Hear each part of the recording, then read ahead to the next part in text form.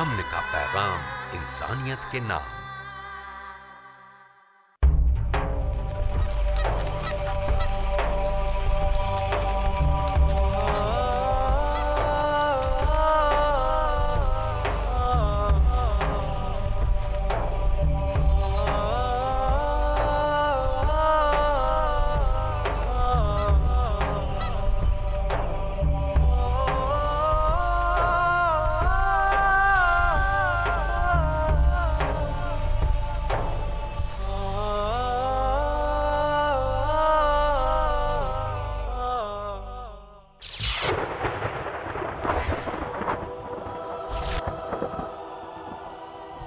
غلو وہ مرض ہے کہ جس نے امت کو فرقوں اور جماعتوں میں تقسیم کر دیا۔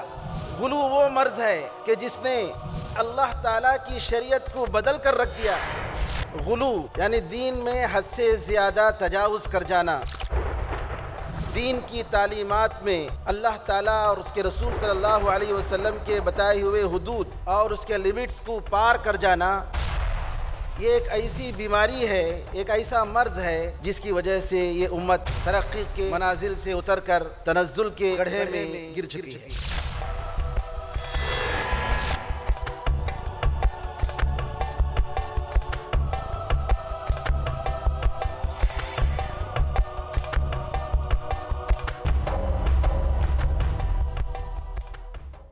اگلے خطیب ڈاکٹر آر کے نور ہیں۔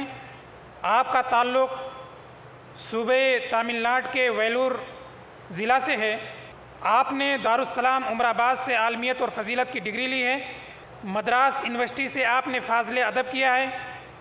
عالم اسلام کی مشہور یونیورسٹی جامعہ اسلامیہ مدینہ منورہ سے آپ نے گریجویشن، ایم اے اور پی ایچ ڈی کی ڈگری لی ہے۔ آپ متعدد کتابوں کے مصنف اور مؤلف بھی ہیں، جن میں سے البدر المنیر اور اقضیۃ الخلفاء راشدین زیور طباعت سے آراستہ ہو چکی ہیں۔ سعودی جامعات کے فارغین کی تنظیم جمعیت و خریج الجامعات السعودیہ کے جو مجلہ ہے جمعیت و خریج الجامعات السعودیہ، اس کے آپ ایڈیٹر ہیں۔ مختلف ملکی بین الاقوامی سیمینار اور سمپوزیم میں آپ کو دعوت دی جاتی رہی ہے، اور اس سلسلے میں آپ نے عالم عرب کا سفر بھی کیا ہے۔ اس وقت آپ جمعیت اہل حدیث تامل ناڈو و پانڈیچری کے جنرل سیکریٹری ہیں۔ ابن قیم اسلامک سینٹر چنئی کے آپ نائب صدر ہیں، اور اسلامک انٹرنیشنل اسکول چنئی کے شعبہ عربی کے بھی آپ صدر ہیں۔ آج کے اس کانفرنس میں آپ کی تقریر کا موضوع ہے دین میں غلو کے نقصانات۔ ایک بہت ہی اہم موضوع پر آپ کا خطاب ہوگا، کیونکہ اس دین کی خصوصیت تبشیر اور تیسیر ہے، نہ کہ تنفیر اور تعسیر۔ یہ اس امت کی بھی خصوصیت ہے کہ یہ امت وسط ہے، یہ جہود اور تطرف، افراط اور تفریط سے پاک ہے۔ اس غلو کے کیا نقصانات ہیں اس دین میں اور دین کی دعوت دینے والوں میں اور معاشرے میں، انہی سب چیزوں پہ روشنی ڈالیں گے۔ ڈاکٹر آر کے نور چنئی سے تشریف لائے ہیں۔ میں بہت ادب و احترام کے ساتھ ڈاکٹر آر کے نور کو دعوت دیتا ہوں کہ وہ تشریف لائیں اور اپنے موضوع پر خطاب فرمائیں۔ ڈاکٹر آر کے نور۔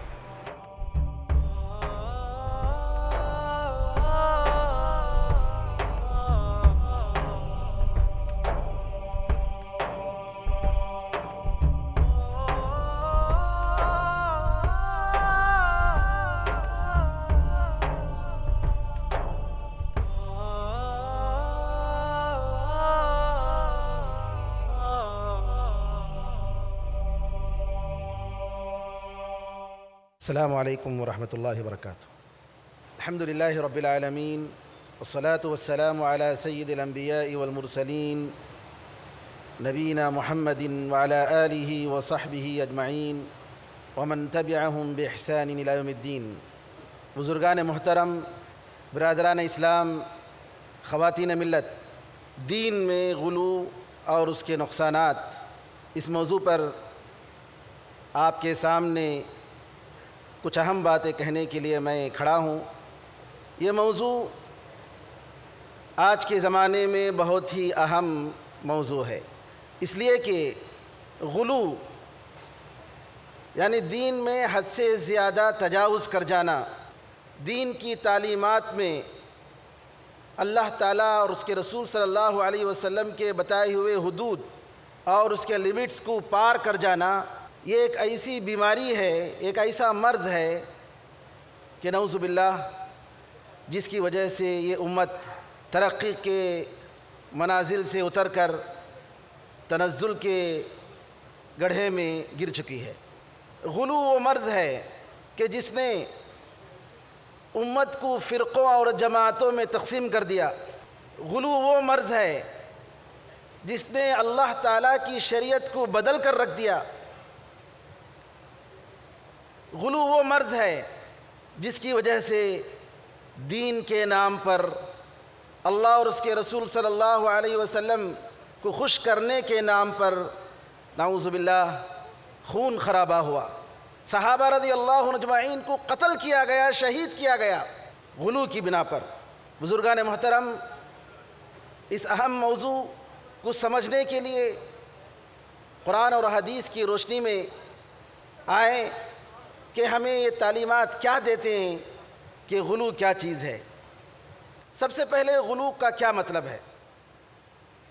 غلو عربی زبان کا لفظ ہے، غین لام واو، جس کا مطلب ہے کسی بھی چیز میں اس کی لمٹ اور اس کے مقدار سے زیادہ ہو جانا، اس کے لمٹ کا تجاوز کر جانا۔ علماء نے غلو کا مطلب یہ بتایا کہ شریعت نے جو حدود اور جو لمٹس دیے ہیں کسی بھی مسئلے میں، دین کی کسی بھی بات میں، ان حدود اور لمٹ کو پار کر جانا، تجاوز کر جانا، اس کو غلو کہتے ہیں۔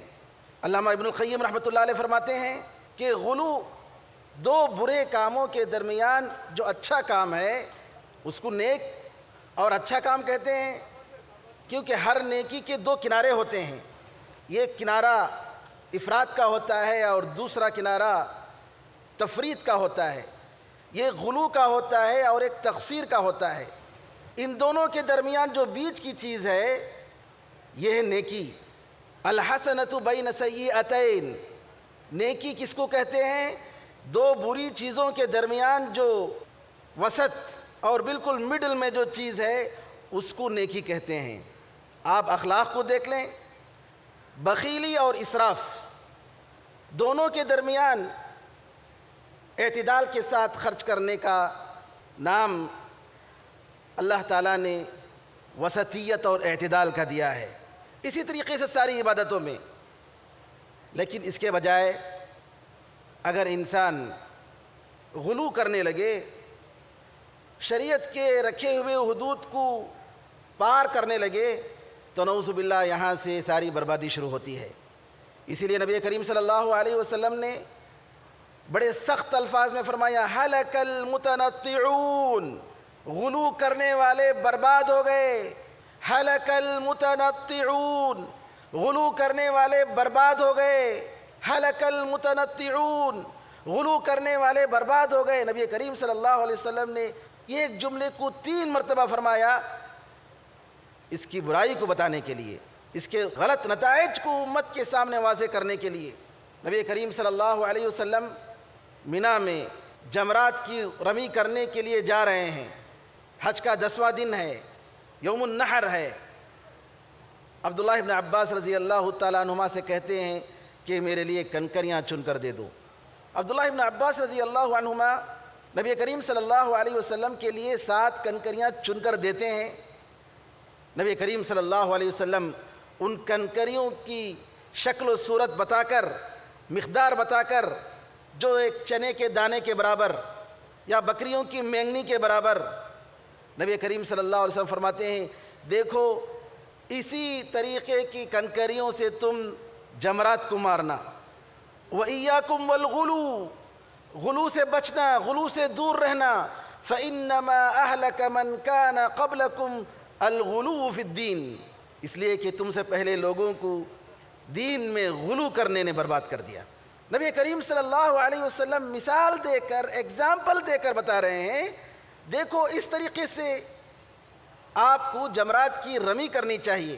آج جو حاجی لوگ جاتے ہیں غلط تصور لے کر یہ سمجھتے ہیں کہ وہاں شیطان بیٹھا ہوا ہے اور پورا غصہ وہاں پر چپل کے ذریعے یا کوئی اور پتھر ملتا ہے، اگر ان کو چٹان مل جائے تو چٹان سے بھی مار دیں گے، جبکہ نبی کریم صلی اللہ علیہ وسلم نے کہا کہ غلو مت کرو. آپ نے کنکریاں مثال دے کر آپ نے بتائی، اور یہ لوگ جذبات میں آ کر یہ سمجھتے ہیں کہ ہم شیطان کو مار رہے ہیں، جبکہ یہاں بھی شیطان ان کو گمراہ کر رہا ہے، یہاں بھی شیطان ان کی عبادت پہ خلل اندازی کر رہا ہے.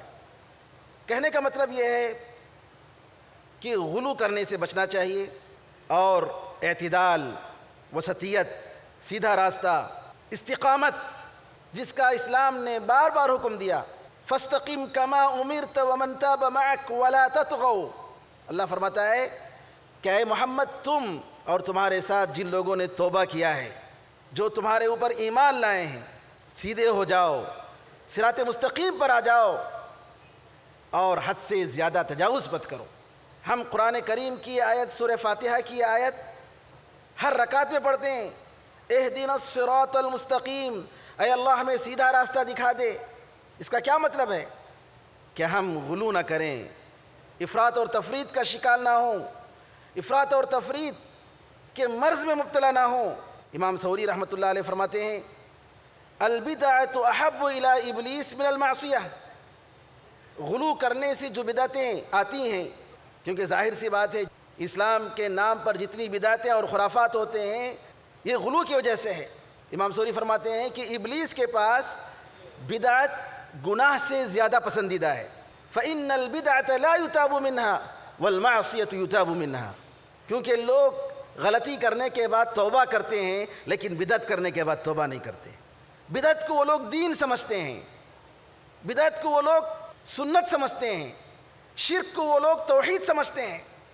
نتیجہ کیا ہوتا ہے کہ ضلالت و گمراہی میں نعوذ باللہ وہ لوگ برباد ہوتے ہیں. اسی لیے بعض علماء نے کہا کہ البدع دہلیز الکفر والنفاق، بدعت کفر اور نفاق کا دروازہ ہے. غلو کرنے سے نعوذ باللہ انسان اسلام کو غلط سمجھتا ہے. ہمارے معاشرے میں غلو کے بہت سارے آثار موجود ہیں، ذرا غور فرمائیں، کیونکہ ہم خود پریکٹیکل طور پر نعوذ باللہ جانے یا انجانے ایسی بیماریوں میں مبتلا ہیں. ہمیں اصلاح کی ضرورت ہے تاکہ دین اللہ تعالیٰ نے جس طریقے سے نازل فرمایا اس طریقے سے اس دین پر عمل کیا جائے اور دوسروں تک پہنچایا جائے. غلو کا ایک مظہر، غلو کی ایک شکل یہ ہے کہ اسلام کے کسی جز کو اتنا امپورٹنس دے دیں، اس کو اتنی اہمیت دے دیں کہ گویا وہی سب کچھ اسلام ہے، اور جو اللہ تعالیٰ نے دوسری چیزوں کو جو مقام دیا ہے، جو امپورٹنس دیا ہے، وہ سب کے سب ختم کر دیے جائیں. یہ غلو کی ایک مثال ہے جو آج ہمارے معاشرے میں پائے جاتے ہیں. مامون کے زمانے میں ایک بدعت شروع ہوئی تھی کہ نعوذ باللہ قرآن مخلوق ہے، جبکہ قرآن اللہ کا کلام ہے، اللہ کی صفت ہے. قرآن کے بارے میں مخلوق کہنا بالکل غلط ہے، اور علماء نے کہا کہ کفر ہے. لیکن اس ایک بدعت اور غلو کی بنیاد پر مسلمانوں کو، علماء کرام کو آزمایا گیا، قتل کیا گیا، جبکہ وہ بالکل غلط اور کفر کی بات تھی. آج بعض لوگ فضائل کو اتنا مقام دیتے ہیں کہ وہ اسلام کے ایمان اور عقائد کا مقام دیا جاتا ہے، اور توحید اور ایمانیات کی کوئی حیثیت نہیں رہتی ہے. بے شک فضائل اسلام کا ایک اہم حصہ ہے. نبی کریم صلی اللہ علیہ وسلم کو اللہ تعالیٰ نے خوشخبری دینے والا اور ڈرانے والا بنا کر بھیجا، لیکن آپ فضائل کے نام پر احکام چھوڑ دیں، لوگوں کو دین کی باتیں نہ بتائیں کہ وہ کیسی نماز پڑھیں، ان کی توحید کیسے ہو، ان کا عقیدہ کیسے ہو، ان کی عبادتیں کیسی ہوں، ان کا چال چلن کیسے ہونا چاہیے، بزنس کریں تو کیسا کریں، یہ سب تو آپ نہیں بتاتے ہیں، لیکن آپ فضائل کے نام پر لوگوں کو خوش کرنے جا رہے ہیں. ایمان ان کا صحیح نہیں ہے، سودی کاروبار کرتے ہیں. تو بتائیے یہ غلو نہیں تو اور کیا ہے؟ اسی طریقے سے اگر کوئی شخص اسلام کی پوری تعلیمات کو یہ سمجھتا ہے کہ اسلام صرف حکومت قائم کرنے کے لیے آیا ہے، اسلام صرف اسٹیٹ قائم کرنے کے لیے آیا ہے، اور اس کے ذریعے اپنی تعلیمات کو پھیلانا چاہتا ہے، اور جتنی عبادتیں ہیں ان ساری عبادتوں کو، نماز، روزہ اور حج کو، اس بڑی عبادت ان کی نظر میں یعنی حکومت قائم کرنا، یہ سمجھتا ہے کہ یہ ساری عبادتیں ٹریننگ دینے کے لیے ہیں اور یہ عبادتیں اس بڑی عبادت کے مقابلے میں چھوٹی ہیں، تو یہ غلو ہے، یہ غلو ہے۔ اسلام میں نظام ہے، اسلام میں حکومت ہے، اسلام نے ساری تفصیلات بتائی ہیں، لیکن اگر آپ اس کے ایک جز کو لے کر کل بنا دیں اور سمجھیں کہ یہی سب کچھ اسلام ہے، تو یہ اسلام نہیں ہے، یہ اعتدال نہیں ہے، یہ وسطیت نہیں ہے، جس کے بارے میں اللہ نے فرمایا کہ یہ امت وسط ہے، درمیانی امت ہے، یہ خیر امت ہے، یہ لوگوں پر گواہ ہے، شہداء علی الناس ہے۔ بے شک افراد جب تیار ہوں گے اللہ تعالیٰ حکومت دے گا۔ نبی کریم صلی اللہ علیہ وسلم مکے میں 13 سال افراد کو تیار کرنے لگے، اور جب اس قابل ہو گئے، مدینہ ہجرت کی، اللہ تعالیٰ نے وہاں حکومت دی۔ اسی لیے کسی عالم نے کہا، اللہ کی حکومت کو اپنے دلوں میں قائم کرو، اللہ تعالیٰ کی زمین پر خود بخود حکومت آئے گی۔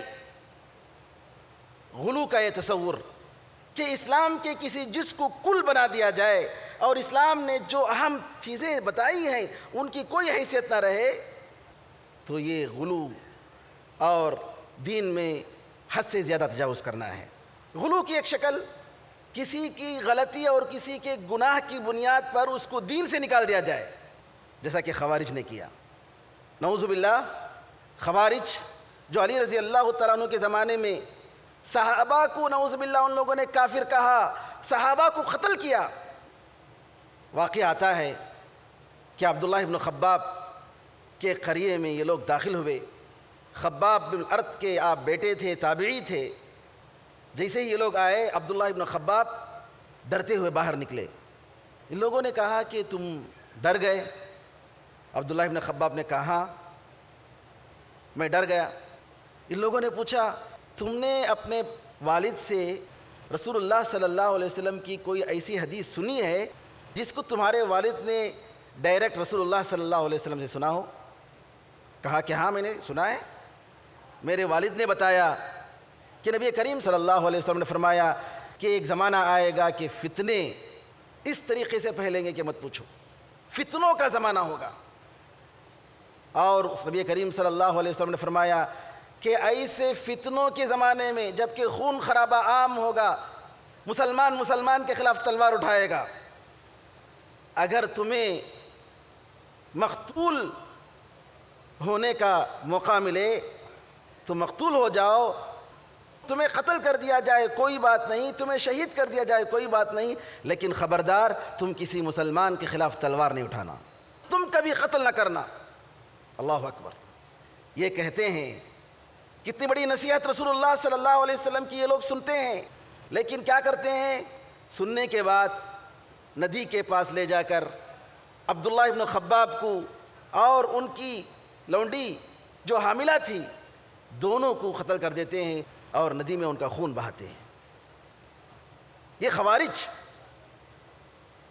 آج ہمارے معاشرے میں معمولی مسائل اور معمولی اختلافات پر دوسروں کو کافر ٹھہرانا یہ عام ہے۔ فلاں وہ یہودی کا ایجنٹ ہے، فلاں وہ کرتا ہے، فلاں دین سے نکل گیا۔ نعوذ باللہ، لگتا ہے کہ ان لوگوں کے پاس کفر لگانے کے مہر لگے ہوئے ہیں اور اپنی مرضی سے جہاں چاہے ٹھپے ماریں، جبکہ کسی مسلمان کو کافر کہنا بہت بڑا جرم ہے، بہت بڑا جرم ہے۔ اور یہ ہر آدمی کا کام نہیں ہے، یہ علماء کا اور قضات کا کام ہوتا ہے کہ کسی ایک آدمی پر کفر کا فتویٰ لگائیں۔ لیکن غلو کو کیا کہیے کہ نعوذ باللہ جب انسان اس مرض میں مبتلا ہوتا ہے تو حق اور باطل میں وہ فرق نہیں کر پاتا۔ غلو کی ایک مثال کہ نعوذ باللہ ہم دیکھتے ہیں کہ آج ایسے لوگ ہیں جو مطلقاً یہ بات کہتے ہیں، بھائی یہ جتنی حکومتیں ہیں سب کافر ہیں، مسلمانوں کی ساری حکومتوں کو کافر کہنا، جبکہ وہ مسلمان ہیں، اور یہ کہنا کہ آج کوئی بھی اسلامی حکومت نہیں ہے اور مسلمانوں کو بالکل اور ان کے حکومت میں جو لوگ رہتے ہیں، یہ جو کارندے ہیں، ان سب کو کافر کہنا یہ غلو کی علامت ہے۔ یہاں ایک اہم نقطے کی ضرورت ہے، ایک اہم نقطے کی وضاحت کی ضرورت ہے، وہ یہ ہے کہ ہر انسان کی غلطی کو اس کے مقدار اور اس کی لمٹ کے حساب سے بتانا چاہیے، اس کی مذمت ہونی چاہیے۔ اگر کوئی شخص کفر کا کام کرتا ہے اور جان بوجھ کر کرتا ہے، وہ کافر ہو سکتا ہے، لیکن اگر اس کے پاس علم نہیں، جہالت کی وجہ سے کر رہا ہے، تو اس کو آپ کافر نہیں کہہ سکتے۔ یا اگر اس کے پاس کوئی عذر ہے تو آپ اس کو کافر نہیں کہہ سکتے۔ حمار نام کے ایک صحابی تھے، نبی کریم صلی اللہ علیہ وسلم کو ہنساتے تھے۔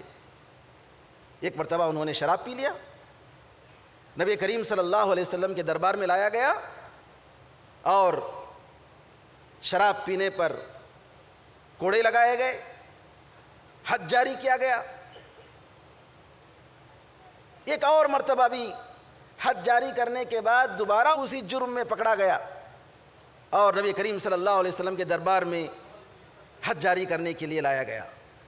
ایک صحابی نے کہا، اللہ تم پر لعنت بھیجے، تمہیں شرم نہیں آتی؟ کتنی مرتبہ تمہیں جو ہے سزا دی جا رہی ہے اور تم شراب پی کر لائے جا رہے ہو؟ نبی کریم صلی اللہ علیہ وسلم نے فرمایا، تم اپنے بھائی کے خلاف شیطان کی مدد مت کرو، یہ آدمی اللہ اور اس کے رسول سے محبت کرتا ہے۔ سامعین کرام ذرا غور فرمائیں، ایک طرف اس کے جرم کی بنیاد پر اس کو سزا دی جا رہی ہے اور دوسری طرف رسول اللہ صلی اللہ علیہ وسلم گواہی دے رہے ہیں کہ وہ شخص اللہ اور اس کے رسول سے محبت کرتا ہے۔ اللہ اکبر! یہ ہے انصاف، یہ ہے اعتدال کہ ایک آدمی پر حکم لگاتے ہوئے آپ حدود کا خیال کریں، لمٹ کا خیال کریں۔ آج آپ میں اور ہم میں فقہی مسائل میں چند اختلافات ہیں تو ہم آپ پر سلام نہیں کریں گے، آپ ہم سے نہیں ملیں گے، ہم آپ کے پڑوسی ہوں گے، لیکن نہیں، کیوں؟ غلو، یہ غلو کا نتیجہ ہے۔ غلو کے آثار میں، مظاہر میں ایک مظہر جو بہت ہی عام ہے کہ ہم کسی مسلک کے ماننے والے ہیں یا کسی جماعت میں کام کرتے ہیں، دوسری جماعتوں کے ساتھ سارے تعلقات کو ختم کرتے ہیں۔ تعصب کی جو بیماری ہے، جو ہمارے معاشرے میں ہے اور جس کی وجہ سے آج ہندوستان میں کم ہوتے ہوئے بھی ایک دوسرے کے ساتھ اسٹیج میں بیٹھنے کے لیے تیار نہیں، غلو کا نتیجہ ہے۔ تعصب کی وجہ سے میں یہ سمجھتا ہوں کہ میں جو کچھ کر رہا ہوں وہی حق اور آپ جو کچھ کر رہے ہیں وہ 100% باطل اور غلط۔ اگر یہ رائے ہے، اگر یہ خیال ہے تو نعوذ باللہ یہ تو بالکل اسلام کی تعلیمات کے بالکل برخلاف ہے۔ صحابہ رضی اللہ عنہ اجمعین کے درمیان فقہی مسائل میں اختلافات نہیں تھے، بے شمار مسائل ملتے ہیں۔ ابو بکر رضی اللہ تعالیٰ عنہ کی کچھ رائے تھی، عمر رضی اللہ تعالیٰ عنہ کی کچھ رائے تھی، کئی مسائل میں آپس میں اختلافات ان کے درمیان موجود تھے، عقیدے میں اختلافات نہیں تھے، لیکن فقہی مسائل میں ضرور اختلافات تھے۔ ایک دوسرے کے ساتھ مشورے کرتے تھے، ایک دوسرے کے ساتھ محبت کرتے تھے، ایک دوسرے کا احترام کرتے تھے، لیکن اللہ کی پناہ آج کا ماحول یہ ہے کہ چند مسائل میں آپ ہم سے اختلاف کر رہے ہیں اور آپ کی دکان ہی الگ ہو گئی، آپ کی مسجد ہی الگ ہو گئی، آپ نے فتویٰ لگا دیا کہ یہاں ایسے لوگ مسجد میں نہیں آ سکتے، جو لوگ ٹوپی نہیں پہنتے وہ مسجد میں نہیں آ سکتے، جو لوگ تشہد میں انگلی ہلا رہے ہیں وہ مسجد میں نہیں آ سکتے۔ کیا آج کی یہ مسجدیں نعوذ باللہ اس طریقے سے امت میں تفریقہ ڈال کر، پھوٹ ڈال کر امت کو پارا پارا نہیں کر رہی ہیں؟ اس کے ذمہ دار کون ہیں؟ یہ علماء کا فرض ہے کہ علماء بتائیں اپنی قوم کو کہ مسلمان یہ ایک جسم ہے، برداشت کرنا چاہیے۔ ہم غیروں کو تو برداشت کر لیتے ہیں لیکن اپنوں کو برداشت نہیں کر رہے ہیں۔ سامعین کرام، یہ غلو کا نتیجہ ہے۔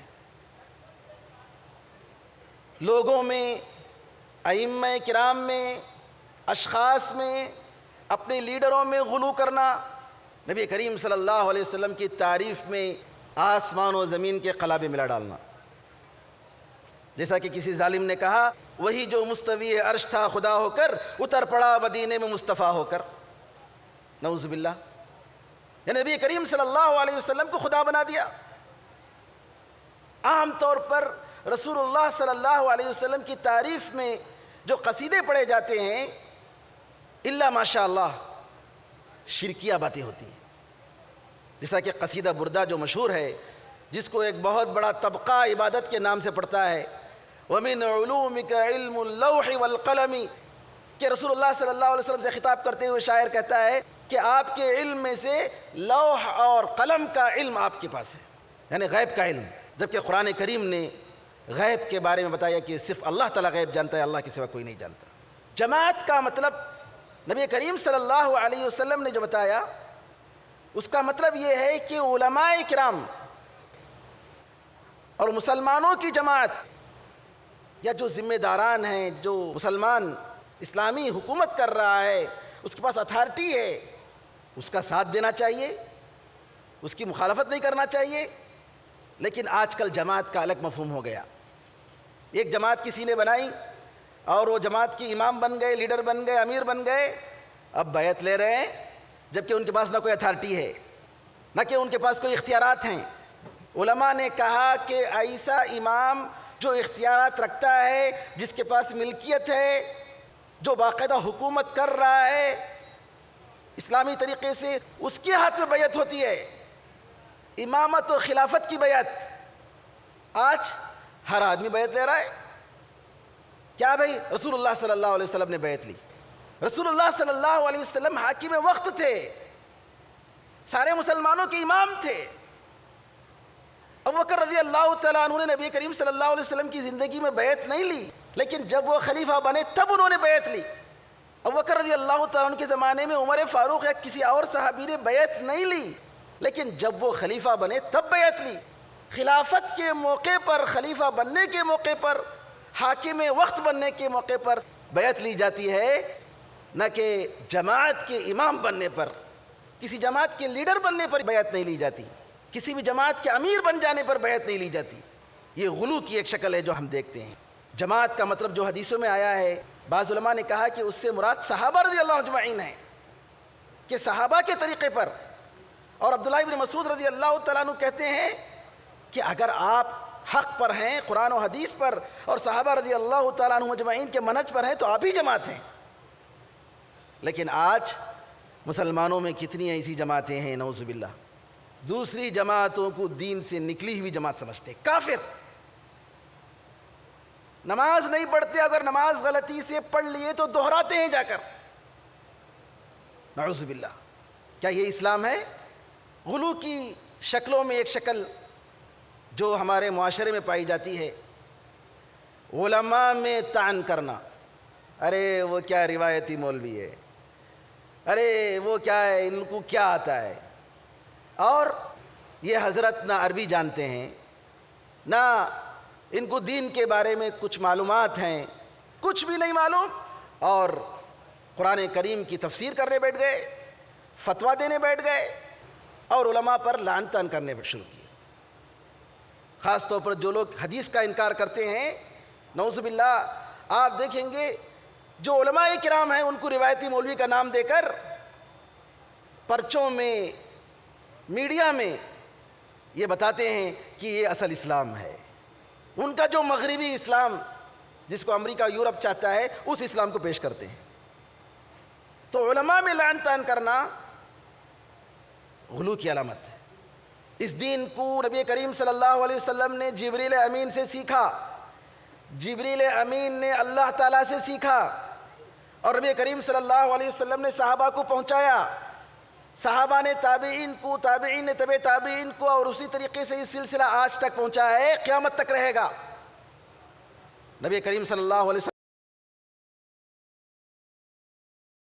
وسلم فرماتے ہیں کہ تم لوگ مجھ سے سن رہے ہو، تسمعون ویسمع منکم ویسمع ممن یسمع منکم۔ آپ نے فرمایا کہ تم لوگ میری دین کی تعلیمات کو سن رہے ہو، قرآن کو سن رہے ہو، حدیث کو سن رہے ہو، اور ایک زمانہ آئے گا کہ تم سے لوگ سنیں گے، اور ایک زمانہ آئے گا کہ تم لوگوں سے جن لوگوں نے سنا ہے وہ لوگ سنیں گے۔ دین کو اس طریقے سے سیکھا جاتا ہے، صرف کتابوں کے ذریعے، انٹرنیٹ کے ذریعے، جی گوگل ٹیچر کے ذریعے جو آج لوگ دین سیکھتے ہیں، وہ ایسے ہی نعوذ باللہ باطل نظریات میں مبتلا ہوتے ہیں۔ بعض لوگ ہیں کیا ہے، ارے نیٹ ہے میرے پاس، کہاں سے سیکھا؟ نہیں میں خود سیکھ لیتا ہوں، میں خود پڑھ لیتا ہوں، مجھے کسی آدمی کے پاس جا کر پڑھنے کی ضرورت نہیں۔ نعوذ باللہ، یہ بہت بڑے خطرے کی بات ہے کہ آپ دین کے معلومات معتمد علماء کے بجائے جن کے عقیدے کے بارے میں، جن کے منہج کے بارے میں صفائی ہے، وضاحت ہے، ان سے سیکھنے کے بجائے جا رہے ہیں آپ کہاں سے سیکھ رہے ہیں؟ کوئی بھی کتاب آپ کو مل گئی، آپ اس کو پڑھ رہے ہیں، سمجھ رہے ہیں کہ یہ برحق ہے۔ یہ بہت بڑی غلطی ہے، یہ غلو کی علامت ہے، جس کے نتیجے میں انسان علماء سے دور ہو جاتا ہے۔ حدیث میں آتا ہے کہ جب علماء مر جاتے ہیں تو علم مر جاتا ہے، علم کا خاتمہ علماء کی موت سے ہے۔ تو لہٰذا علماء کی قدر کرنی چاہیے اور ان کے علم سے استفادہ کرنا چاہیے، علماء کی محفلوں میں بیٹھنا چاہیے، اور یہی ایمان کی علامت ہے۔ غلو کے مظاہر میں سے ایک مظہر یہ بھی ہے کہ اپنے آپ پر سختی کرے، لوگوں پر سختی کریں۔ مثال کے طور پر ایک سے زیادہ شادی کرنا بشرطے کہ انسان بیویوں کے درمیان انصاف کرے جائز ہے، لیکن اگر کوئی ایک سے زیادہ شادی کرنے کو لازم کر دے اور ایسا کہے کہ بھئی آپ لوگ گنہگار ہیں، آپ لوگ شادی نہیں کر رہے ہیں، ایک سے زیادہ شادی نہیں کر رہے ہیں، لہٰذا آپ لوگوں کی یہ غلطی ہے اور پوچھے جائیں گے قیامت کے دن۔ اللہ اکبر! اسلام نے کہاں لازم کیا کہ آپ ایک سے زیادہ شادی کریں؟ یہ غلو ہے، بیجا سختی۔ سنت سنت ہے، اور اگر کوئی شخص کسی سنت پر عمل نہیں کیا تو اس کا مطلب یہ نہیں کہ اس کی نماز بیکار ہو گئی۔ ہاں، اگر وہ جان بوجھ کر رسول اللہ صلی اللہ علیہ وسلم کی سنت معلوم ہونے کے باوجود جان بوجھ کر مخالفت کر رہا ہے، اس کا مذاق اڑا رہا ہے، تو اس کے ایمان کے بارے میں شک ہے۔ لیکن ایک شخص ہے سستی کی وجہ سے یا کسی اور وجہ سے سنت پر عمل نہیں کر رہا ہے، فرائض کی پابندی تو کر رہا ہے، تو آپ اس کے پاس ملنا چھوڑ دیتے ہیں، اس کے ساتھ بیٹھنا چھوڑ دیتے ہیں۔ یہ اعتدال اور وسطیت کی علامت نہیں ہے، یہ غلو ہے، یہ غلو کی علامت ہے کہ انسان نعوذ باللہ بعض مسائل کی بنیاد پر اپنے بھائیوں کو چھوڑ دیتا ہے، جماعت کو چھوڑ دیتا ہے، اتفاق اور اتحاد اور اخوت اور محبت کے بجائے نفرتیں پھیلاتا ہے۔ سامعین کرام، اب آئیے ہم بتائیں کہ اس غلو کے کیا اسباب ہیں، یہ غلو کیوں آتا ہے، انسانی ذہن میں انسانی فکر کو کیوں برباد کرتا ہے؟ سب سے پہلا سبب یہ ہے کہ قرآن اور حدیث کا صحیح علم نہ ہونا، یہ سبب ہے۔ قرآن اور حدیث کا صحیح علم نہ ہونا یہ دین میں غلو کرنے کا سبب ہے۔ اور اسی طریقے سے قرآن و حدیث کا علم ہے، لیکن اپنے خیال سے یا کسی اور انسان کے خیال سے آپ قرآن و حدیث کو سمجھ رہے ہیں، کوئی رنگین چشمہ اپنے نگاہوں میں ڈال کر، اپنے آنکھوں میں ڈال کر اسلام کا مطالعہ کر رہے ہیں، تو یہ بھی نعوذ باللہ غلو کا سبب ہے۔ اس کے بجائے اگر آپ قرآن و حدیث کو صحابہ رضی اللہ عنہم اجمعین، جو کہ اس دین کے سب سے پہلے علمبردار، جن کے ذریعے اللہ تعالیٰ نے اس دین کو بلند کیا اور کامیاب کیا، نبی کریم صلی اللہ علیہ وسلم کی صحبت کے لیے اختیار کیا، وہ صحابہ اکرام، ان کے فہم کے مطابق، ان کی سوچ کے مطابق اگر آپ دین کو سمجھ رہے ہیں تو انشاءاللہ غلو کی بیماری سے بچ سکتے ہیں۔ غلو کا ایک سبب یہ ہے کہ آدمی شریعت کے مقاصد سے ناواقف ہے۔ شریعت مطہرہ نے جو کچھ بھی احکام دیے ہیں اس کے کچھ اہداف ہیں، اس کی حکمتیں ہیں، اس کے مقاصد ہیں۔ آپ ان مقاصد سے بالکل لاپرواہ ہو کر اسلام کے بارے میں اپنے فیصلے سناتے ہیں تو نعوذ باللہ یہ غلو کا ایک بڑا سبب بنتا ہے۔ مثال کے طور پر علماء نے کہا کہ اسلام کی حکمتوں میں، اسلام کے مقاصد میں سب سے اہم مقصد یہ ہے اختیار خیر الخیرین واجتناب شر الشرین۔ آپ کے پاس دو اچھی چیز ہے، آپ دونوں کو لے نہیں سکتے، ایسے پوزیشن میں ہیں کہ آپ دونوں کو لے نہیں سکتے، تو ایسے موقع پر دونوں میں سب سے بیسٹ جو ہے، سب سے بہتر جو ہے، اس کو لینا چاہیے۔ اور اگر دو برائی ہے، اب ان دونوں برائیوں میں سے کسی ایک برائی کو اپنانا آپ کے لیے ضروری بن گیا ہے، اس کے بغیر کوئی چارہ نہیں، تو کیا کریں گے کہ دونوں برائیوں میں سے جو کم برائی ہے اس کو اپنائیں گے اور جو زیادہ برا ہے اس کو چھوڑیں گے۔ یہ ایک قاعدہ کلیہ ہے، اسلام نے ہمیں بتایا ہے، بہترین رہنمائی کی ہے۔ علامہ ابن تیمیہ رحمۃ اللہ علیہ کے بارے میں آتا ہے کہ تاتاریوں کو انہوں نے دیکھا کہ وہ شراب میں مدہوش ہیں۔ علامہ ابن تیمیہ رحمۃ اللہ علیہ کی عادت تھی کہ اگر کسی برائی کو دیکھتے تو اس کو بدلنے کی کوشش کرتے، جاتے اصلاح کرتے۔ علامہ ابن تیمیہ رحمۃ اللہ علیہ کے شاگردوں نے کہا کہ شیخ چلیں گے، ان لوگوں کو شراب سے منع کریں گے، جبکہ وہ لوگ مسلمان ہو چکے تھے۔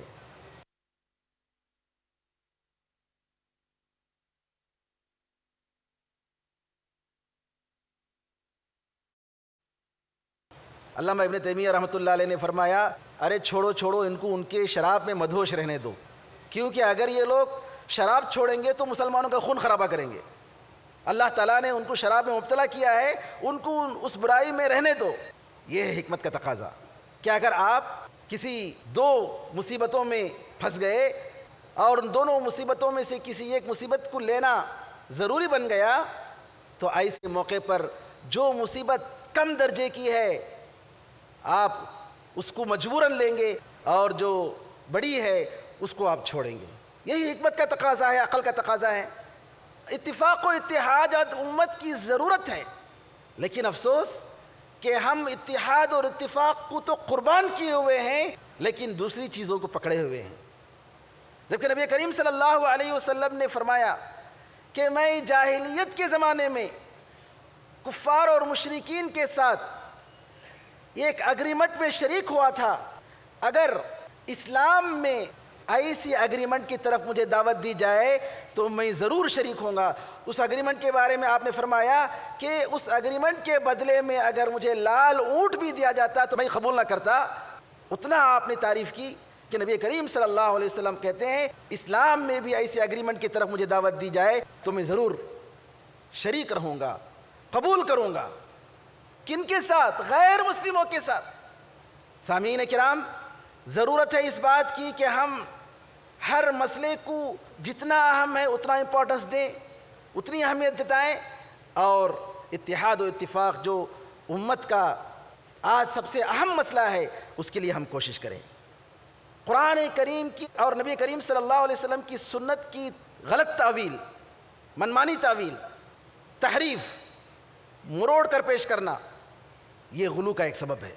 علماء کہتے ہیں اہل سنت و جماعت نبی کریم صلی اللہ علیہ وسلم کی ان حدیثوں کو بھی لیتے ہیں جو ان کی رائے کے موافق ہے، اور ان حدیثوں کو بھی لیتے ہیں جو ان کی رائے کے بظاہر مخالف ہے۔ لیکن اہل بدع کیا کرتے ہیں؟ بدعتی لوگ اپنی مرضی کی حدیثوں کو لیتے ہیں اور ان کی مرضی کے خلاف کوئی حدیث ہو تو اس کو چھوڑ دیتے ہیں۔ یہ اہل بدعت کی علامت ہے۔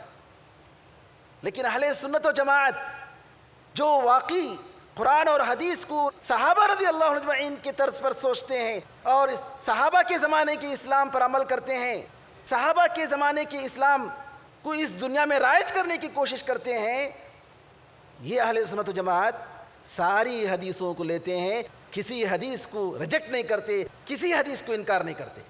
وہ تو کہتے ہیں آمنا و صدقنا، ہم ایمان لائے اور ہم اس کی تصدیق کرتے ہیں۔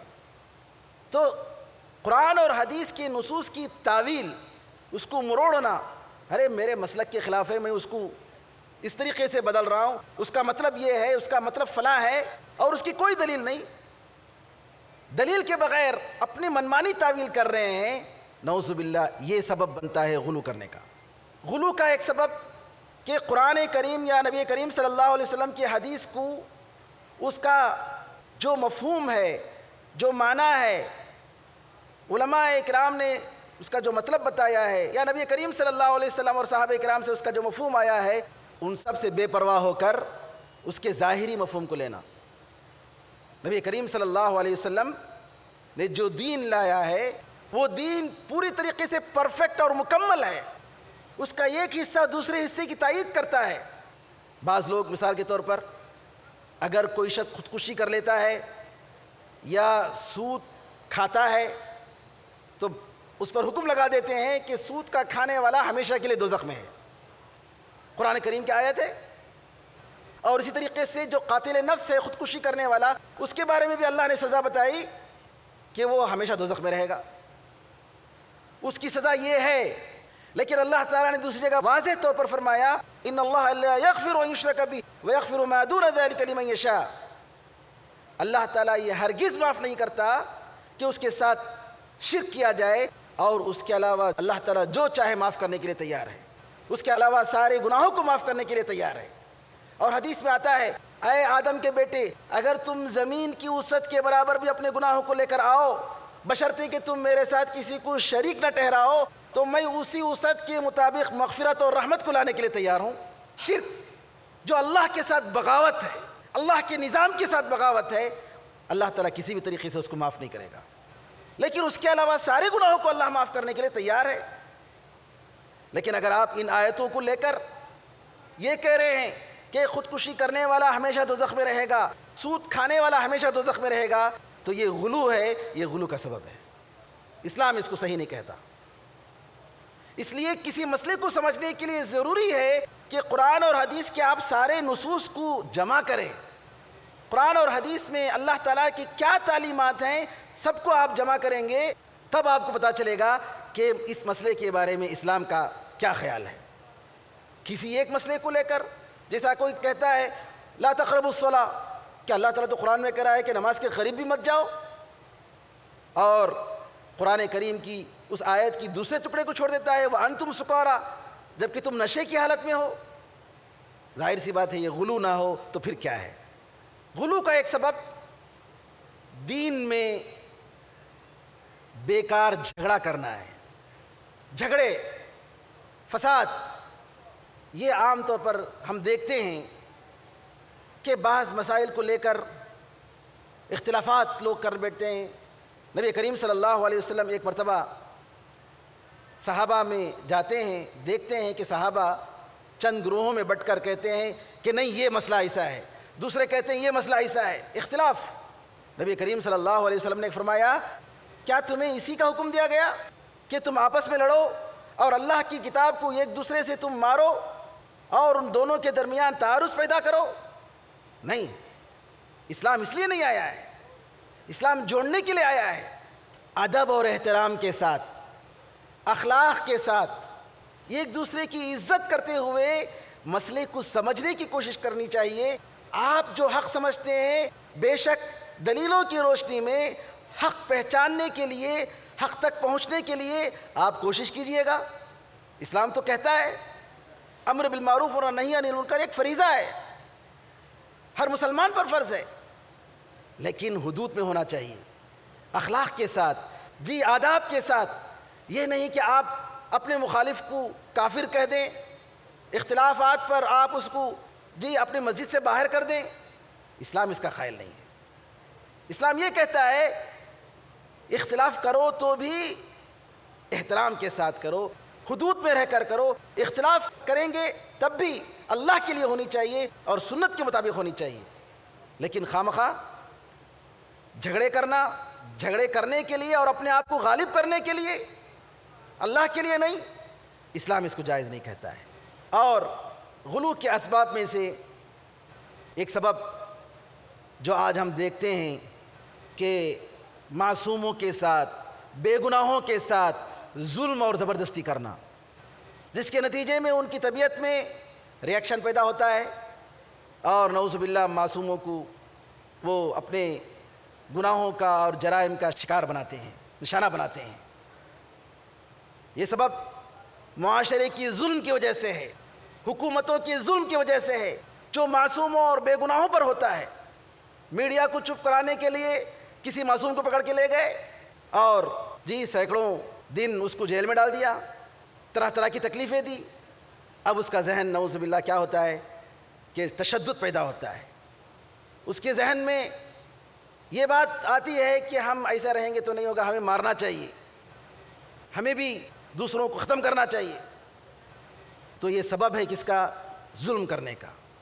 آپس میں علماء کا اور دعات کا مشورہ نہ کرنا, یہ بھی ایک سبب ہے کہ کچھ افراد اور کچھ جماعتیں غلو کرنے لگتی ہیں۔ دعات کے درمیان، دعوت کے میدان میں کام کرنے والوں کے درمیان، علماء کے درمیان آپس میں مشورے ہونا چاہیے، جماعتوں کے درمیان آپس میں مشورے ہونے چاہیے، ملی اور ملک کے مشترکہ مسائل میں آپس میں بیٹھ کر جماعت کے بڑوں کو، سربراہاں کو فرض بنتا ہے کہ وہ آپس میں بیٹھ کر ایک دوسرے سے مشورہ کریں، ایک دوسرے کو برداشت کریں۔ اگر یہ سب نہ ہو تو نعوذ باللہ تعلیمات میں، تربیت میں، ہمارے معاشرے میں، نوجوانوں میں غلو آتا ہے، اور جس کی وجہ سے نعوذ باللہ پورا معاشرہ بلکہ ملک برباد ہوتا ہے۔ سب سے پہلا طریقہ یہ ہے، علاج کرنے کا سب سے پہلا حل یہ ہے کہ ہم نبی کریم صلی اللہ علیہ وسلم کی تعلیمات کو، قرآن اور حدیث کو، صحابہ رضی اللہ عنہ اجمعین کے نہج پر سوچیں، اور جو اسلام، جو دین شروع کے صدیوں میں تھا، اس دین کو سمجھنے کی کوشش کریں، اسی پر عمل کریں، اسی کی طرف دعوت دیں جس میں ساری امت متحد تھی، ساری امت متفق تھی۔ دین کے نام پر جہاں جماعتیں نہیں تھیں، دین کے نام پر جہاں فرقہ بندیاں نہیں تھیں، اس دین کو اپنانے کی ضرورت ہے۔ اگر اس دین کو ہم سیکھیں گے اور اس طریقے سے ہم سمجھیں گے، اس پر عمل کریں گے، محبت اور اخوت کے پیغام کو پھیلائیں گے، پوری دنیا والوں کو اسلام کے امن کا پیغام دیں گے، محبت کا پیغام دیں گے، اخوت کے پیغام اگر ہم دیں گے تو ضرور انشاءاللہ یہ دین کامیاب ہو کر رہے گا، مسلمانوں کو ضرور وہ مقام ملے گا جو اللہ تعالیٰ نے عطا فرمایا ہے۔ آخر میں قرآن کریم کی ان آیتوں کو آپ کے سامنے رکھتا ہوں جس میں اللہ تعالیٰ فرماتا ہے، ان الذین فرقوا دینہم وکانوا شیعا لست منہم فی شیء۔ اللہ فرماتا ہے جن لوگوں نے اپنے دین کو بانٹ دیا ہے اور وہ جماعتوں میں تقسیم ہو گئے ہیں، آپ کا ان سے کوئی تعلق نہیں ہے۔ محبت، رحمت، برکت اتحاد اور اتفاق میں ہے، اور عذاب افتراق اور فرقہ بندی میں ہے، اختلاف میں ہے۔ اللہ تعالیٰ سے دعا ہے کہ اللہ تعالیٰ ہمیں اور آپ کو دین حق کو جیسا اس نے نازل فرمایا اس طریقے سے سمجھنے اور اس کے تقاضوں کے مطابق عمل کرنے کی توفیق عطا فرمائے۔ آمین یا ارحم الراحمین، الحمدللہ رب العالمین، والسلام علیکم ورحمۃ اللہ وبرکاتہ۔ جزاکم اللہ خیر۔ ڈاکٹر آر کے نور صاحب بہت تفصیل کے ساتھ غلو اور اس کے اثرات پر اور اس کے نقصانات پر روشنی ڈال رہے تھے۔ حقیقت یہ ہے کہ فقہی اور فروعی مسائل سے اٹھ کر کے ہمیں اپنے عقائد اور ایمانات کی بنیاد پہ اتحاد اور اتفاق کی راہیں تلاش کرنی چاہیے۔ یہ اتحاد و اتفاق یہی اس ملت کا قیمتی سرمایہ ہے اور یہی اس کی قوت کا راز بھی ہے۔ اسلام کبھی بھی ملت کو حصوں اور بکھروں میں بانٹنے کی ترغیب نہیں دیتا ہے، اور اس کے مظاہر پہ بھی آپ نے بہت اچھی گفتگو کی۔ خطاب کے اس کے بعد سوال و جواب کا سلسلہ شروع ہوتا ہے۔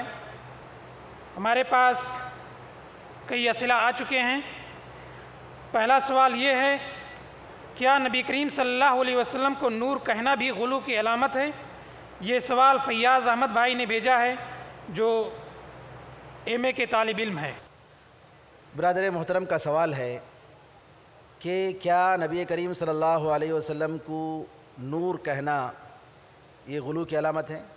نبی کریم صلی اللہ علیہ وسلم تاریخ بتاتی ہے، سیرت بتاتی ہے، قرآن بتاتا ہے، آپ کی حدیث بتاتی ہے کہ آپ انسان تھے اور انسان مٹی سے پیدا ہوتا ہے۔ نبی کریم صلی اللہ علیہ وسلم نے کبھی اپنے بارے میں یہ نہیں کہا کہ میں نور سے پیدا ہوا ہوں، یا قرآن کریم نے نبی کریم صلی اللہ علیہ وسلم کو جسمانی طور پر کہ آپ کا جسم نور سے بنا ہے یا آپ کا سایہ نہیں تھا، جیسا کہ بعض لوگ کہتے ہیں۔ قرآن کریم میں کبھی ایسا نہیں۔ آپ کو سراج کہا گیا یا نور کہا گیا تو اس حیثیت سے کہ آپ نور کو لے کر آئے، اللہ کی تعلیمات کو لے کر آئے، قرآن کو لے کر آئے، روشنی کو لے کر آئے، جس کی وجہ سے ظلمتوں کو ختم کر دیا گیا۔ نبی کریم صلی اللہ علیہ وسلم کو اللہ نے سراجا منیرا کہا، روشن چراغ۔ کیا مطلب؟ یعنی آپ کے ذریعے اللہ تعالیٰ نے ظلمتوں کو دور کیا، آپ کی تعلیمات کے ذریعے، آپ کی جہاد کے ذریعے، آپ کی محنتوں کے ذریعے.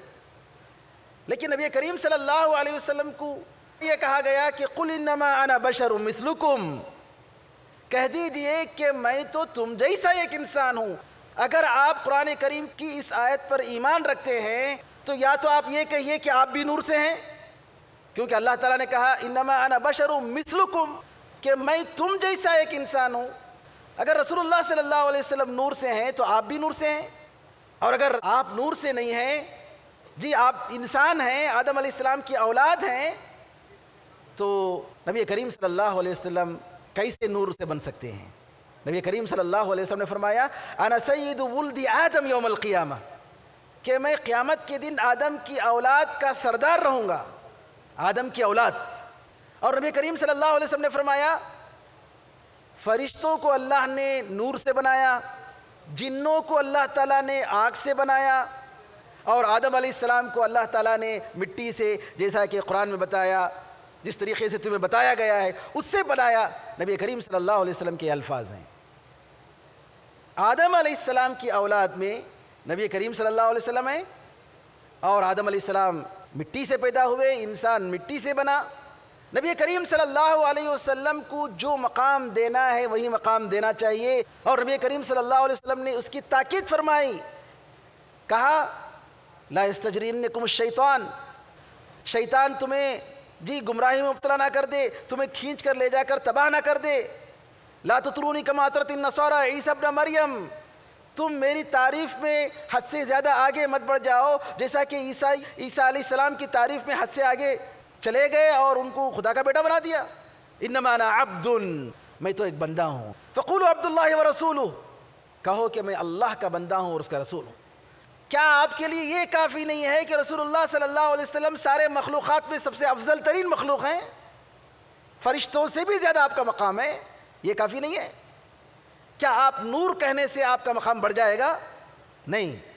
انصاف اور حق کا تقاضا یہ ہے کہ نبی کریم صلی اللہ علیہ وسلم کی جو حقیقت ہے اس حقیقت کو ہم بیان کریں، اور جو حقیقت نہیں ہے، جو غلط ہے، اس کا ہم انکار کریں. بے شک نبی کریم صلی اللہ علیہ وسلم نور سے پیدا نہیں ہوئے. اس کے تعلق سے جتنی حدیثیں آئی ہیں وہ سب کی سب جھوٹی حدیثیں ہیں، سب کی سب جھوٹی حدیثیں ہیں. نہ کسی حنفی محدث نے، احناف میں بڑے بڑے محدثین گزرے ہیں، امام زیلعی رحمۃ اللہ علیہ، امام طحاوی رحمۃ اللہ علیہ، کوئی بتا دے کہ کسی بڑے عالم نے، کسی بڑے محدث نے نبی کریم صلی اللہ علیہ وسلم کے تعلق سے جو نور کا لفظ جن روایتوں میں آیا ہے اس کو صحیح قرار دیا ہو؟ یا امام ابو حنیفہ رحمۃ اللہ علیہ نے، یا ابو یوسف رحمۃ اللہ علیہ نے، یا محمد بن حسن شیبانی رحمۃ اللہ علیہ نے، اور دوسرے بڑے بڑے جو اکابر گزرے ہیں جن کا ہم اور آپ احترام کرتے ہیں، ان لوگوں نے یہ عقیدہ رکھا ہو کہ رسول اللہ صلی اللہ علیہ وسلم نور سے تھے، کہیں اس کی مثال نہیں ملتی. حق کو حق کی شکل میں دیکھنے اور سمجھنے کی اللہ تعالی ہم سب کو توفیق عطا فرمائے، قبول کرنے کی توفیق عطا فرمائے. امید کہ جواب واضح ہوگا. ہماری ایک بہن بنت الاسلام کا سوال ہے، کیا کچھ لباسوں کو اسلامک لباس کے ساتھ خاص کرنا یہ غلو نہیں ہے؟ کیا کچھ لباسوں کو یہ کہنا کہ یہ اسلامی لباس ہیں، جی اس طریقے سے کہنا کہ مثال کے طور پر جبہ اسلامی لباس ہے، ہاں، یا پیجامہ اسلامی لباس ہے، اور یہ کہنا کہ پینٹ اسلامی لباس نہیں ہے، کیا یہ غلو نہیں ہے؟ ہاں، یہ بھی غلو ہے. اسلام نے لباس کا کوئی نام نہیں دیا، کیونکہ اسلام ایک معاشرے کے لیے نہیں آیا، یہ ایک ملک کے لیے نہیں آیا، یہ تو ساری دنیا والوں کے لیے آیا ہے. اسلام نے اسلامی لباس کیسے ہی ہونا چاہیے، اس کے کیا کرائٹیریا ہے، اس کے کیا صفات ہیں، مردوں کا لباس کہاں تک ہونا چاہیے، جسم کے کون سے اعضاء چھپانا ضروری ہے، یہ سب اسلام نے بتایا.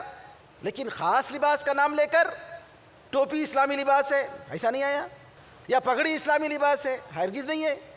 تو بہرحال کسی بھی ایک لباس کو، ایک ڈریس کو یہ کہنا کہ یہ اسلامی لباس ہے اور دوسرا اسلامی لباس نہیں ہے، یہ کہنا غلط ہے. اوصاف جو اسلام نے بتائے ہیں کیا وہ اس لباس سے پائے جاتے ہیں، چاہے وہ لنگی کی شکل میں ہو، چاہے وہ پائجامہ کی شکل میں ہو، چاہے وہ پینٹ کی شکل میں ہو، جی تب وہ اسلام کے لحاظ سے صحیح ہے. ورنہ صرف نام لے کر یہ کہہ دینا کہ اسلامی لباس ہے، اس کے لیے شریعت میں گنجائش نہیں ہے.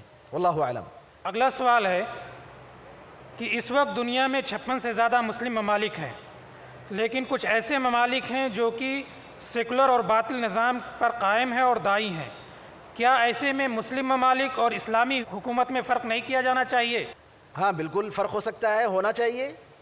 مسلم ممالک وہ ہیں جہاں پر مسلمان حکومت کر رہے ہیں یا مسلمانوں کی اکثریت ہے، گرچہ اسلامی نظام وہاں نہیں ہے، لیکن اسلامی حکومت وہ حکومت ہے جہاں پر اسلام کو دستور مانا جاتا ہے، قرآن کو دستور مانا جاتا ہے، قرآن و حدیث کو دستور مانا جاتا ہے اور اس پر عمل ہوتا ہے۔ وہاں کے پرسنل لا، کرمنل لا، جو کچھ بھی قوانین ہیں اسلام کے حساب سے عمل ہوتے ہیں، تو اس کو اسلامی حکومت کہہ سکتے ہیں۔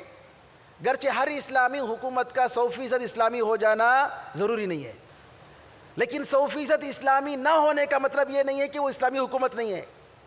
جتنا تناسب ہے، جتنا پرسنٹیج ہے، اس کے حساب سے وہ اسلامی ہے، اور جتنا پرسنٹیج نہیں ہے اس کے حساب سے اسلام نہیں ہے۔ یہی انصاف کا، اعتدال کا، وسطیت کا تقاضا ہے۔ اللہ زیادہ جانتا ہے۔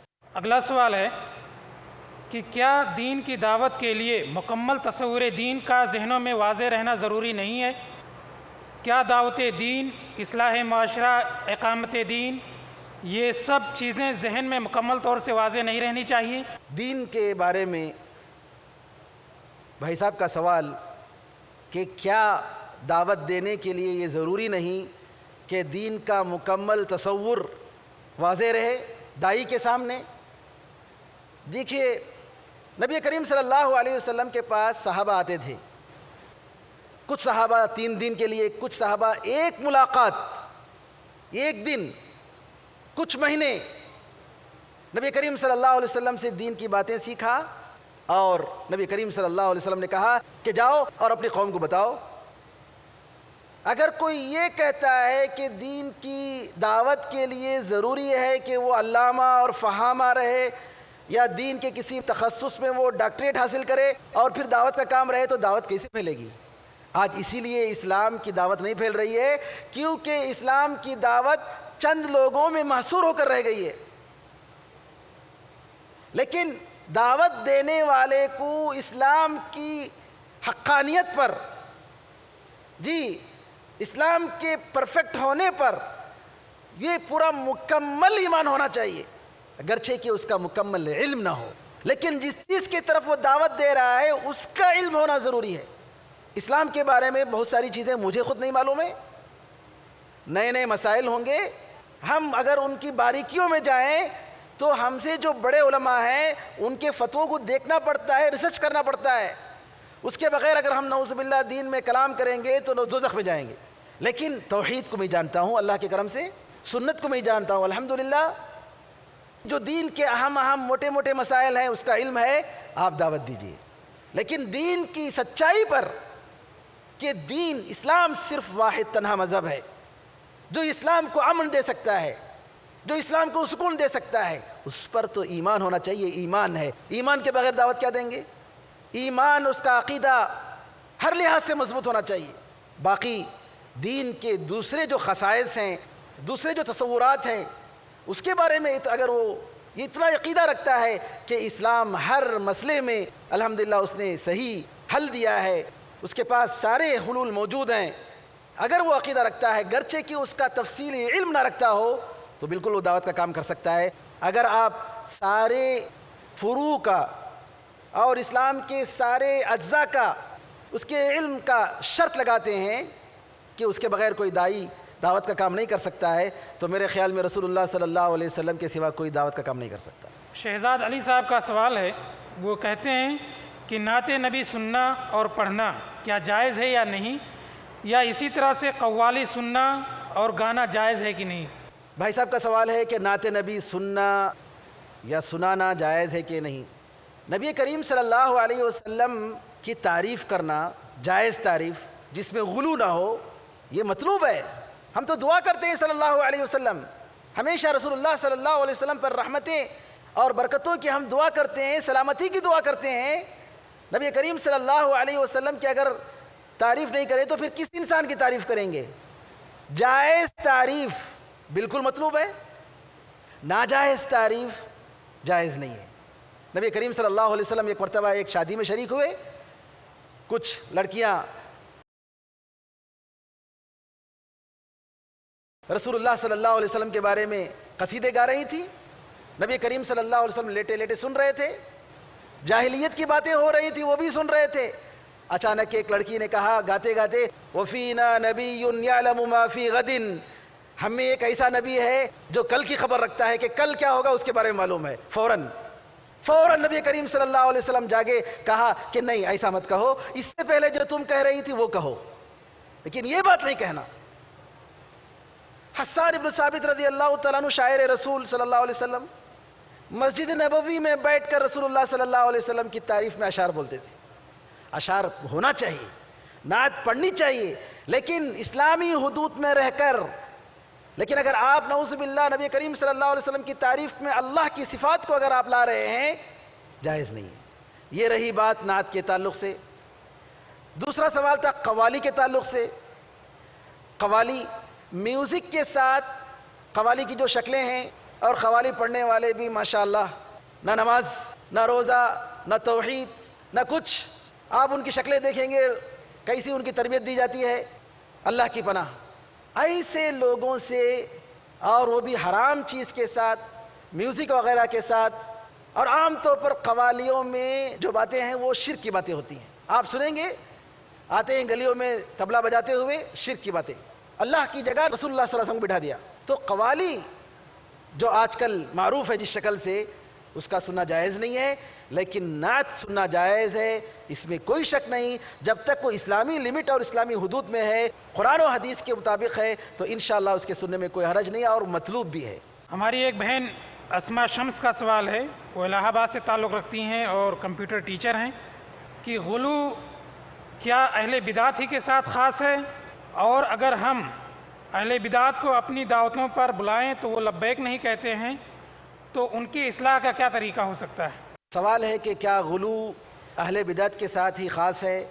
غلو بدعت کے بغیر نہیں ہو سکتا، نہ بدعت غلو کے بغیر، دونوں ایک دوسرے کے لازم و ملزوم ہیں۔ آپ بدعت کر رہے ہیں تو اس کا مطلب یہ ہے کہ غلو ہے، بدعت اگر کر رہے ہیں تو غلو ہے، لازمی طور پر یہ لازمی حصہ ہے، کیونکہ آپ نے شریعت کی حدود کو پار کر گئے، آپ نے شریعت کی حدود کا خیال نہیں کیا اور بدعت ایجاد کی، تو بدعت کا مطلب غلو ہے۔ اب اہل بدعت کو کیسا بلائیں؟ بالکل حکمت کے ساتھ بلا سکتے ہیں۔ ادعو الی سبیل ربک بالحکمت والموعظۃ الحسنہ وجادلہم باللتی ہی احسن، اپنے پروردگار کے راستے کی طرف نصیحت کے ساتھ، حکمت کے ساتھ، جی اچھے اخلاق کے ساتھ بلائیے، اور جو سب سے اچھا ہے اس کے ذریعے ان سے مناظرہ کیجیے۔ آپ حکمت کے ساتھ دعوت دیں گے، اچھے اخلاق کے ساتھ دعوت دیں گے، ضرور انشاءاللہ فائدہ ہوگا اور آپ کی دعوت قبول ہوگی۔ ہمارے ایک دوست نے بتایا کہ ان کے کچھ لوگ دوست تھے جو بہت زیادہ بدعت و خرافات میں مبتلا تھے، اور یہ حضرت اعتکاف میں بیٹھے، مسجد میں وہ رمضان میں اعتکاف میں بیٹھے، تو ایک صاحب ان کے دوست خرافات اور بدعت میں مبتلا تھے، زیارت کے لیے آئے۔ اتفاق سے اس دن فجر کے بعد جب آئے تو مسجد میں رسول اللہ صلی اللہ علیہ وسلم پر درود بھیجنے کی فضیلت کے بارے میں خطیب صاحب درس دے رہے تھے۔ انہوں نے کہا ارے یار کیا کر رہے ہیں، عجیب سن رہا ہوں میں، تم لوگ درود پڑھتے ہو، تم لوگ درود پڑھتے ہو، میں کیا سن رہا ہوں کہ یہاں درود کی فضیلت بتائی جا رہی ہے اور اس کے بارے میں مسجد میں درس ہو رہا ہے۔ تو انہوں نے کہا ارے یار چھوڑو، تمہارے لوگ ایسے ہی ہوتے، خواہ جھوٹا الزام لگاتے ہیں، درود اگر نہیں پڑھیں گے تو پھر نماز کیسے ہوگی؟ نہیں ہم لوگوں نے سنا ہے کہ آپ لوگ درود نہیں پڑھتے ہیں۔ اب وہ سبحان اللہ جب اس نے دیکھا کہ یہاں درود کے بارے میں درس ہو رہا ہے، اس کی فضیلت بتائی جا رہی ہے، تو گیا اور اپنے مولویوں سے کہا کہ تم لوگوں نے یہ سنایا تھا اور ہم دیکھ رہے ہیں کہ وہاں درود کی فضیلت کے بارے میں باقاعدہ درس ہو رہا ہے۔ ماشاءاللہ بدل گیا، حق کو پہچانا، سنت کی طرف آیا۔ یہ ہے طریقہ آپ اپنے مخالفوں کو بلانے کا، حکمت کے ساتھ بلائیے، ضرور آئیں گے۔ اس کے بجائے نفرت، عداوت، انتقام اور ان پر سخت جملے اگر آپ کرتے رہیں گے تو کب دعوت پھیلے گی؟ نبی کریم صلی اللہ علیہ وسلم اگر سخت اسلوب اپناتے تو اہل مکہ، نہ اہل طائف، نہ اہل مدینہ، کوئی مسلمان نہیں ہوتا۔ تو ضرورت ہے آج اس بات کی کہ ہم نبی کریم صلی اللہ علیہ وسلم کی سیرت کے مطابق دعوت کا کام کریں، اور جو لوگ جس چیز کو زیادہ امپورٹنس دیتے ہیں اسلام میں، اس کا جو مقام ہے اس کا لحاظ کرتے ہوئے اس کی خوبیاں بتائیے، محبت رسول کے بارے میں بتائیے، عظمت رسول کے بارے میں بتائیے، عظمت صحابہ کے بارے میں بتائیے، اور جو صحیح ہے وہ بتائیے، یہ نہیں کہ ان کی باتیں آپ کر رہے ہیں۔ تو انشاءاللہ ضرور انشاءاللہ فائدہ ہوگا اور سنت عام ہوگی، اور اللہ تعالیٰ سے ہم دعا کرتے ہیں کہ جو لوگ بدعات و ضلالات کی گمراہی میں موجود ہیں، مبتلا ہیں، اللہ تعالیٰ ان کو سنت اور حق کی توفیق عطا فرمائے، اور اللہ تعالیٰ امت کو ایک بنائے، آمین۔ طلعت انصاری ناگپور کا سوال ہے، وہ کہتے ہیں کہ کیا سفر کے دوران پوری نماز پڑھنا اور رخصت کا فائدہ نہ اٹھانا یہ بھی غلو ہے؟ سفر کے دوران پوری نماز پڑھنا اور رخصت، مسافر کے لیے 4 رکعت والی نماز کو 2 رکعت کی شکل میں ادا کرنا، کیا یہ بھی غلو ہے؟ بھائی نبی کریم صلی اللہ علیہ وسلم نے جب تاکید کی ہے کہ یہ ایک رخصت ہے اللہ کی طرف سے، اس پر عمل کر لو، اور آپ نے یہ بھی فرمایا کہ اللہ تعالیٰ پسند کرتا ہے کہ اس کی رخصتوں پر بھی ویسا ہی عمل ہو جیسا اس کی عزیمتوں پر عمل ہوتا ہے، جیسے اس کے عوامر پر عمل ہوتا ہے، اس کے احکام پر عمل ہوتا ہے، اسی طریقے سے اللہ پسند کرتا ہے کہ اس کی رخصتوں پر بھی عمل ہو۔ اللہ اکبر۔ جب نبی کریم صلی اللہ علیہ وسلم نے یہ جملہ کہا ہے، آپ بتائیے کہ یہ غلو نہیں ہے تو کیا ہے؟ اگر آپ یہ سمجھ رہے ہیں کہ نہیں 4 رکعت ہی پڑھنی ہے، یہ دیکھیے اللہ تعالیٰ کس عمل سے خوش ہوتا ہے۔ رسول اللہ صلی اللہ علیہ وسلم کے طریقے پر چل کر آپ اللہ کو راضی کر سکتے ہیں۔ سعید بن جبیر تابعی گزرے ہیں، ان کے بارے میں آتا ہے کہ عصر کی نماز کے بعد نماز پڑھتے تھے، وہ عصر کی نماز کے بعد نفل نمازیں پڑھتے تھے۔ عبداللہ ابن عباس رضی اللہ تعالیٰ عنہما نے فرمایا کہ بھائی نبی کریم صلی اللہ علیہ وسلم نے منع کیا ہے کہ عصر کی نماز کے بعد بلا ضرورت نفل نمازیں نہ پڑھی جائیں، مت پڑھو۔ انہوں نے کہا کہ نبی کریم صلی اللہ علیہ وسلم یہ چاہتے تھے کہ عصر کی نماز کے بعد پڑھتے پڑھتے لوگ سورج کے غروب ہونے کے وقت بھی پڑھیں گے، جو کہ ایسی وقت میں نماز پڑھنا بالکل منع ہے، اس لیے میں اس وقت تو نہیں پڑھوں گا لیکن عصر کے بعد تھوڑی دیر نماز پڑھوں گا۔ انہوں نے کہا، عبداللہ ابن عباس رضی اللہ تعالیٰ عنہما نے فرمایا، مجھے نہیں معلوم کہ اللہ تعالیٰ تمہاری نمازوں پر ثواب دے گا کہ سزا دے گا، عذاب دے گا۔ صحیح مصیب سے آتا ہے، ان سے پوچھا گیا کہ کیا عصر کے بعد نماز پڑھنے پر اللہ تعالیٰ سزا اور عذاب دے گا؟ کہا کہ نماز پر نہیں، نبی کریم صلی اللہ علیہ وسلم کی سنت کی مخالفت پر آپ کو عذاب دے گا۔ نبی کریم صلی اللہ علیہ وسلم کے طریقے کے خلاف آپ نے کیا، تو لہٰذا جس طریقے سے دین آیا ہے اس پر عمل کرنا چاہیے۔ اللہ تعالیٰ ہمیں اور آپ کو توفیق عطا فرمائے۔ جزاکم اللہ خیر۔ ڈاکٹر آر کے نور صاحب اپنے علمی بیان سے ہمیں مستفیض کر رہے تھے۔ اسی کے ساتھ یہ سیشن یہاں پہ ختم ہوتا ہے۔ سبحانک اللہم بحمدک اشہد ان لا الہ الا انت استغفرک و اتوب الیک۔